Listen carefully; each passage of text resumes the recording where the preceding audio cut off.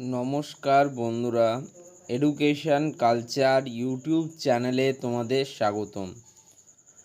তো West Bengal State Council of Technical and Vocational education and skill ডেভেলপমেন্টের তরফ থেকে মেমো নাম্বার 1810-এর আন্ডারে 19 জুন 2024 অর্থাৎ 19 জুন 2024-এ তোমাদের কিন্তু একটা নোটিশ পাবলিশ করা হয়েছিল, যেটা মূলত তোমাদের যারা ফর্ম ফিল আপ করে ফার্স্ট টাইম এবং সেকেন্ড টাইম অ্যাডমিশন নেওয়ার জন্য অ্যাপ্লিকেবল ছিলে তাদের জন্য কিন্তু এই নোটিশটা খুব ইম্পর্ট্যান্ট ছিল আর এখনও আছে। তার কারণ তোমাদের সম্পূর্ণ যে কাউন্সিলিং প্রসেস বা প্রসিডিওর সেটা কিন্তু এই নোটিশের উপর ভিত্তি করেই হয়েছে। তো তোমাদের যে অনলাইন কাউন্সিলিং পদ্ধতি ফার্স্ট এবং সেকেন্ড ইয়ারের জন্য তার যে পোর্টালের কথা তোমরা প্রত্যেকেই জানতে, https://scte.wv.wv.gov.in/polytechnic-adm/polyadm/ ঠিক আছে। তো তোমাদের এই নোটিশ অনুযায়ী তোমাদের কিন্তু রেজাল্ট পাবলিকেশন হোক বা কাউন্সিলিং প্রসেস হোক সেটা কিন্তু চলেছে। যদিও দেখো তোমাদের ফার্স্ট ফেজের রেজাল্ট বেরোনোর কথা ছিল 1 জুলাই, যদিও ওটা 2 জুলাই পাবলিশ হয়। তোমাদের ফার্স্ট ফেজের অ্যাডমিশনের কথা বলা হয়েছিল 1 জুলাই টু 5 জুলাই 2024, যেটা কিন্তু তোমাদের 6 জুলাই অবধি চলে। সেকেন্ড ফেজের রেজাল্ট তোমাদের পাবলিশ হওয়ার কথা ছিল 7 জুলাই 2024, যেটা কিন্তু 9 জুলাই রাত্রের দিকে পাবলিশ হয়। তো যাই হোক, যদিও আমি বলি তো এই ডেটগুলোর খুব বেশি হলে তোমাদের একদিন বা সর্বাধিক ক্ষেত্রে 2 দিন কিন্তু তোমাদের এক্সটেন্ডেড হয়েছে, তার থেকে বেশি এক্সটেনশন কিন্তু আমরা দেখিনি। পরবর্তীকালে তোমাদের যারা সেকেন্ড স্লটের জন্য অ্যাপ্লিকেশন করেছিলে, ফ্রেশ অ্যাপ্লিকেশন করেছিলে, তোমাদের মেরিট লিস্ট পাবলিশ হওয়ার কথা ছিল 12 জুলাই এবং 12 জুলাই কিন্তু তোমাদের মেরিট লিস্ট পাবলিশ হয়, যেটা কিন্তু খুব ভালো একটা সংকেত দেওয়া হয়েছিল তখন। তো এইভাবেই কিন্তু তোমাদের যদি কাউন্সিলিং প্রসেসটা বলি তাহলে ফার্স্ট, সেকেন্ড, থার্ড এবং ফোর্থ ফেজ কিন্তু খুব সুন্দরভাবে তোমাদের as per the latest guideline by West Bengal State Council of Technical and Vocational Education সেটা কিন্তু ঠিকঠাকভাবেই হয়। ওকে, কিন্তু নেক্সট তোমাদের ফোর্থ ফেজ কাউন্সিলিং কমপ্লিট হওয়ার পর তোমাদের ফোর্থ ফেজের যে অ্যাডমিশান প্রসেস সেটা হয়েছিল 29 জুলাই 2024 থেকে 2 আগস্ট 2024 অবধি। তো তারপরে এর পরবর্তীকালে স্টেট কাউন্সিল কিন্তু আরও একটি তোমাদের জন্য ফেজ কাউন্সিলিংয়ের সুযোগ দেয়, যেটা ছিল তোমাদের ফিফথ ফেজ কিন্তু স্পট কাউন্সিলিংয়ের সুযোগ তোমাদেরকে কিন্তু ফিফথ ফেজ কাউন্সিলিংয়ের সুযোগ স্টেট কাউন্সিলের পক্ষ থেকে দেওয়া হয়। এবং তোমাদের তার যে অ্যাডমিশন প্রসেস অর্থাৎ ফিফথ ফেজের জন্য যে অ্যাডমিশন প্রসেস সেটার তোমাদের ডেট ছিল 13 আগস্ট 2024 থেকে 13 আগস্ট 2024 থেকে সেটা ছিল তোমাদের 17 আগস্ট 2024 পর্যন্ত। ওকে, তো এই সময়ের মধ্যে তোমাদেরকে অ্যাডমিশান নিতে বলা হয়, অর্থাৎ অ্যাডমিশান ডেট এটা ছিল।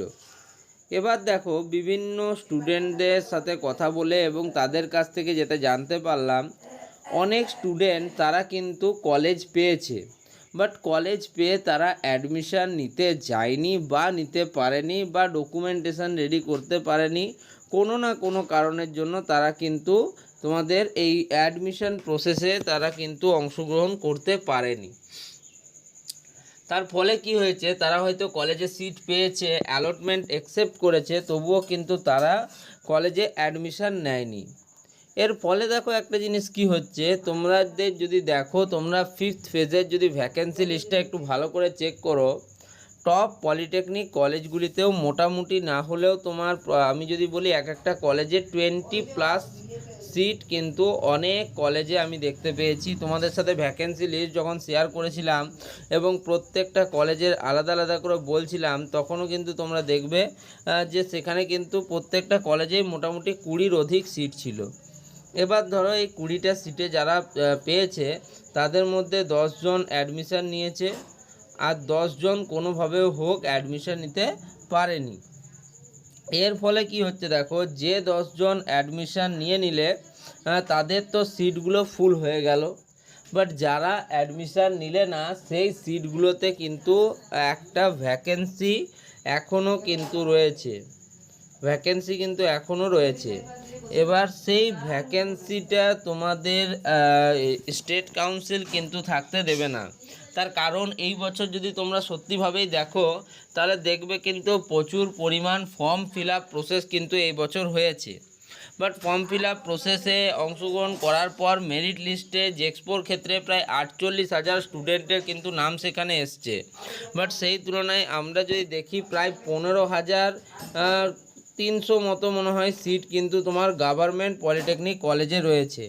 তবুও তোমরা দেখো 15,300 সিট থাকা সত্ত্বেও এখনও কিন্তু দেখো কিছু না কিছু ভ্যাকেন্সি কলেজগুলিতে অবশিষ্ট রয়েছে।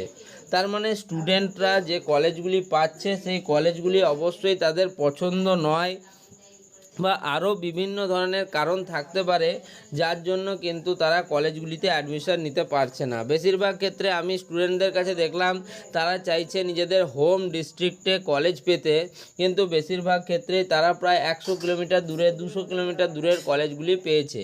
যেমন ধরো কলকাতায় অবস্থিত কোনো স্টুডেন্ট সে পেয়েছে শিলিগুড়ি গভর্নমেন্ট পলিটেকনিক, সেক্ষেত্রে সে দুটো বিষয়ের জন্য, এক হচ্ছে অর্থনৈতিক অবস্থা এবং দ্বিতীয় হচ্ছে অনেক দূরে থাকার জন্য সে কিন্তু যেতে চাইছে না।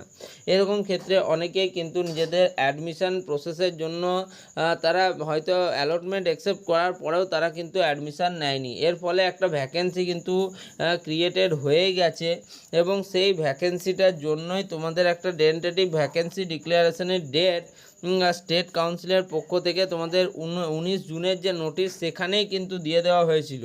সেই নোটিশটা তোমরা একটু ভালো করে দেখলেই বুঝতে পারবে যে 20 আগস্ট 2024 অর্থাৎ 2024 20 আগস্ট তোমাদের কিন্তু টেন্টেটিভ ভ্যাকেন্সি ডিক্লারেশনের একটা ডেট দেওয়া রয়েছে।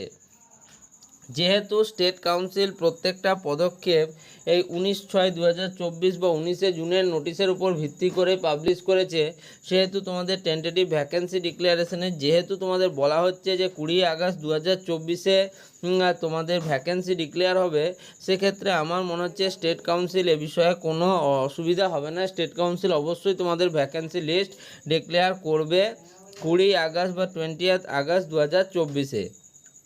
এরপর দেখো যদি প্রত্যেকটা কলেজে দেখা যায় যে 10টা করে বা 15টা করে সিট এখনও ভ্যাকেন্ট রয়েছে, কলেজের কথা বলছি, কোনো স্পেসিফিক ট্রেডের কথা বলছি না। ধরো একটা কলেজে 5টা ট্রেড থাকতে পারে, তো সেই 5টা ট্রেড মিলিয়ে যদি 15টা সিট ভ্যাকেন্ট থাকে তাহলে সেই সিটগুলোকে পূরণ করার জন্য অবশ্যই স্টেট কাউন্সিলকে কিন্তু তোমাদের স্পট কাউন্সিলিং প্রোগ্রাম করতেই হবে এবং প্রত্যেক বছরের ন্যায় এবছরও কিন্তু তোমাদের স্পট কাউন্সিলিং প্রোগ্রাম হবেই। বাট স্টেট কাউন্সিল এখন থেকেই কিন্তু সেই বিষয়টা ক্লিয়ার করছে না, তারা ওই জন্য এখানে লিখে রেখেছে দেখো tentative spot counselling if required বলে কিন্তু একটা স্টার মার্ক বা কোশ্চেন মার্ক তারা রেখেই দিয়েছে। কিন্তু আমার মনে হচ্ছে যেটা প্রত্যেকটা কলেজেই কিন্তু অনেক স্টুডেন্ট অ্যাডমিশন নিতে যেতে পারেনি, সেক্ষেত্রে সিট ভ্যাকেন্সি কিন্তু একটা অ্যাভেলেবেল রয়েছে, সেক্ষেত্রে তোমাদের স্পট কাউন্সিলিং হবেই।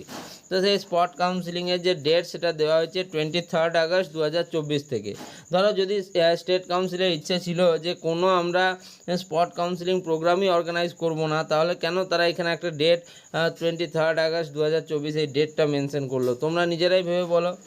তো এর থেকে কিন্তু একটা বিষয় ক্লিয়ার যে স্পট কাউন্সিলিং প্রসেস কিন্তু অর্গানাইজ করা হবে যতদূর আমার মনে হচ্ছে। তো যাই হোক, তোমাদের এই যে পদ্ধতি বা এই পদ্ধতি অনুযায়ী কিন্তু তোমাদেরকে চলতে হবে যে 20 তারিখ ভ্যাকেন্সি ডিক্লেয়ার হবে, যেটার ডেট রয়েছে কালকে, এবং তোমাদের স্পট কাউন্সিলিং শুরু হতে পারে 23 আগস্ট 2024 থেকে। তো এই ভিডিওটা এখানে শেষ করছি। ভিডিওটা ভালো লাগলে ভিডিওটিকে লাইক করো, বন্ধুদের মধ্যে শেয়ার করো, চ্যানেলটিকে সাবস্ক্রাইব করো।